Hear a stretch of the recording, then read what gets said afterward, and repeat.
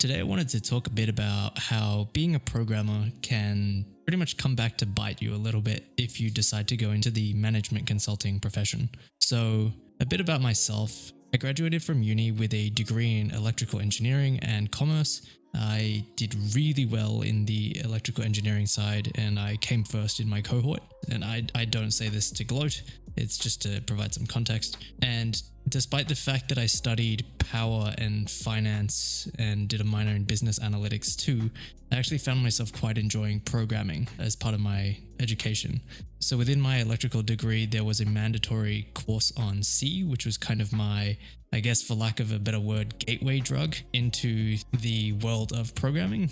And it made me think a lot about how to automate different things. And it's extremely useful in the workplace when it comes to finding more efficient ways to do somewhat repetitive tasks. And you'll find that often a lot of workplaces are looking for ways to build those business systems that allow them to cut down on costs.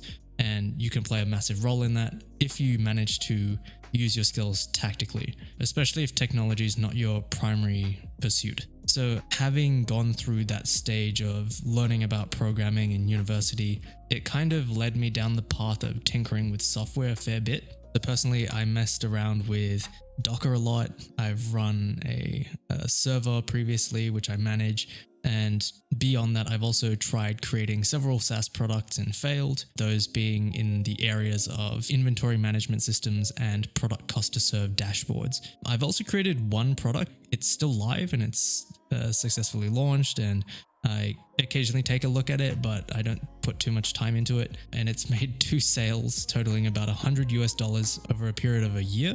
And I'm totally satisfied with that outcome, considering it took absolutely zero effort on my behalf in terms of marketing. I just put it up and 2 people organically found it, tried out the trial, liked it, and decided to pay for it. And I think that's a huge win because it's just proof of concept in going from 0 to 1, which I think is the hardest part of any endeavor. But I'll probably leave it at that. Next, I wanted to talk about why I went into management consulting. So given my education and despite the fact that I did really well in electrical engineering, I did 2 internships at electrical engineering firms and it didn't quite spark my interest or any desire to look into the subject matter further and keep working through it in industry. Reason being, it was pretty dull, specifically in the electrical design aspect. I think there are some parts that can be very interesting, especially if you're coming up with something from scratch, but I was more just doing review. And I'm pretty sure that to get to where I would want to be, it'd be a matter of spending a lot of time. It didn't quite appeal. And from my engineering degree, I knew that I liked solving problems, and I'd always had an interest in business in general. I have a lot of books, non-fiction based, because of all the stuff I'd managed to watch online about business and what makes them tick. I wanted to see it for myself, so I thought the best place to see that would be to go into the management consulting space, because you get to go into businesses very early on. You get to see how they're operating at a very, very high level. You get to work with very senior stakeholders. You get to work on understanding why this business has an issue and how can we work towards solving these common types of issues. I think depending on where you are in a market cycle, it tends to have an influence on what types of projects you work on, but generally you'll be able to see a lot of different problems in a very short span of time, and it's quite interesting as you get to get a pretty good idea of what the corporate world is like, how businesses operate, and what types of problems they're facing. So given this context, we'll start talking about the benefits and drawbacks of being a programmer in the management consulting space. So in the short term, being a programmer will actually benefit you quite a lot. For example, I was able to leverage my skills to build some tools for the business, which are currently used quite extensively for accelerating pack building, so that being PowerPoint decks. So I built a toolbar in PowerPoint, and that's currently being used across the firm, and it's extending beyond just the team that I'm in. And I think that's a way to differentiate yourself quite rapidly, and especially if that capability isn't quite common, because you'll notice that if you go in, a lot of people may have law backgrounds or commerce. The representation of, say, engineers in this space is abnormally low, despite what I would have thought, considering how big of a focus on numbers there is and general problem solving. That's what engineers do. So in the short term, you are immediately differentiated because of your capability to look at problems in a very systematic way and to break them down into the different individual pieces that they involve. And you probably have a better view of things like modeling. So for example, you can probably visualize data structures quite well.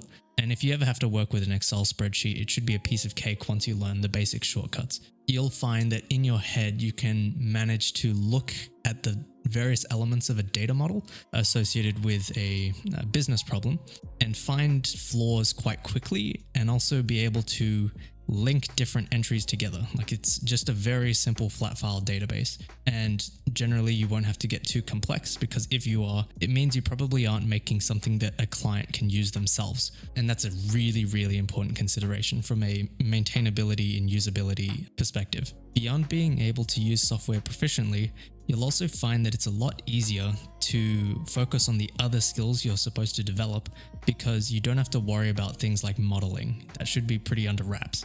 So by having that programming knowledge, you're effectively creating a bit of a buffer where you can focus on the other skills, things like understanding how to storyboard, how to build a pack, understanding horizontal and vertical logic.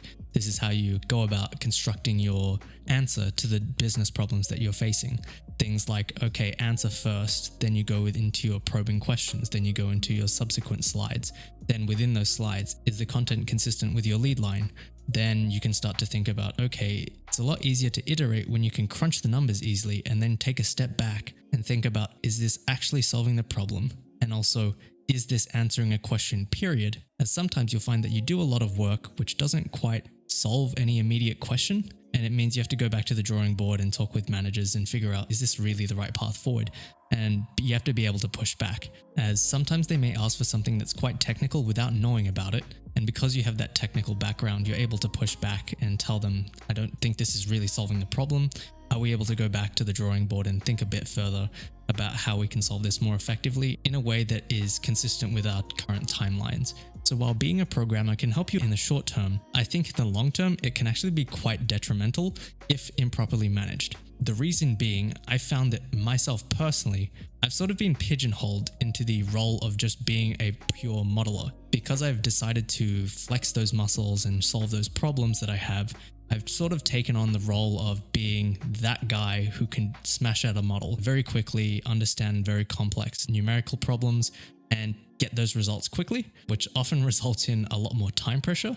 And it can also lead to you falling behind on certain skills like stakeholder management, because you just aren't getting enough face-to-face time and you're not spending enough time working on the strategy element of the problem that's being solved. You tend to spend a lot more of your time on just execution itself and getting the numbers that'll enable that strategy, rather than thinking about the strategy itself. You also have to be very careful with the work that you contribute to, because as I said before, maintainability is extremely important, and you have to make sure that whatever you deliver is something that can be used by whoever will own it in the future.